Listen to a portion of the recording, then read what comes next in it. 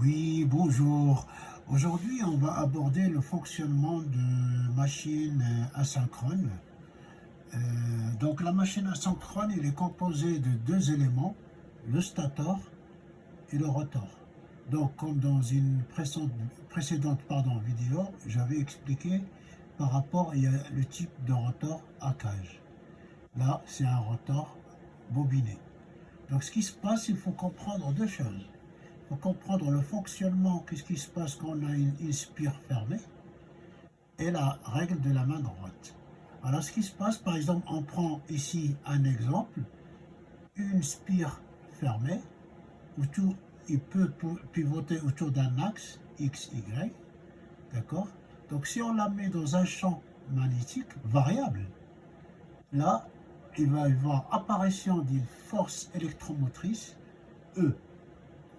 Et cette force électromotrice va induire un courant I. C'est le courant induit. C'est pour ça qu'on dit moteur à induction.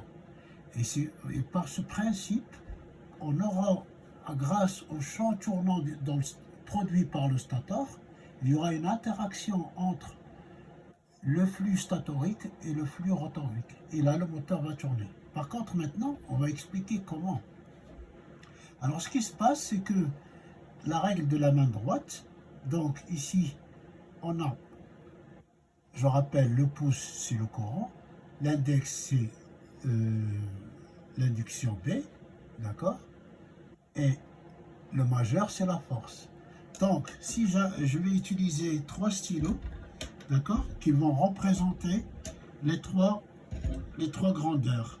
Alors, premièrement, on va dire le stylo avec la couleur comme ça va être le champ magnétique, d'accord, le B.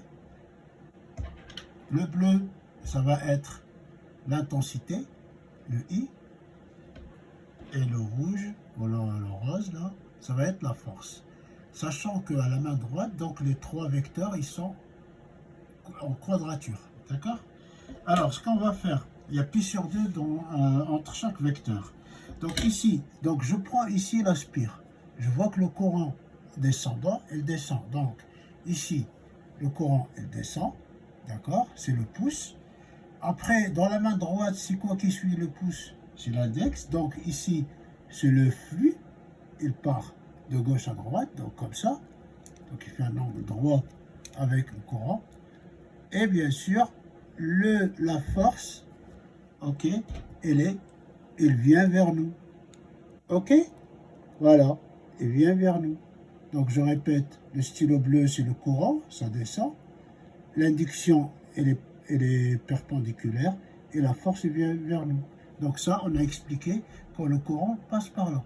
Par contre, quand le courant, il remonte, ben on va le faire. Hein. Donc, le courant, il remonte. Qu'est-ce qu'on a dit? Le stylo bleu, il est en haut. Donc, le pouce, le courant, il monte. Par contre, ce qu'il ne faut pas oublier, c'est que le flux a changé de sens. C'est-à-dire, le flux, ici, il a changé de sens. Donc, il est dans ce sens-là. Ok? La main droite n'a pas bougé. Hein? Et là, ici, le courant, elle monte, pardon, ici. Et la force, en fait, elle est derrière. Puisque notre main droite, il ne bouge pas. Elle est derrière, vous voyez? Il vient derrière. Ok? Et comme ça crée ce qu'on appelle un couple. Il y a une force de ce côté-là, opposée à l'autre, et ça crée un couple. Et le rotor rentre en rotation. Par contre, le rotor il rentre en rotation avec une vitesse qui est inférieure au champ tournant. D'accord? Le champ tournant qui est produit par le stator. Voilà, merci de votre attention et à bientôt pour d'autres vidéos. Et n'hésitez pas à encourager la chaîne. Merci.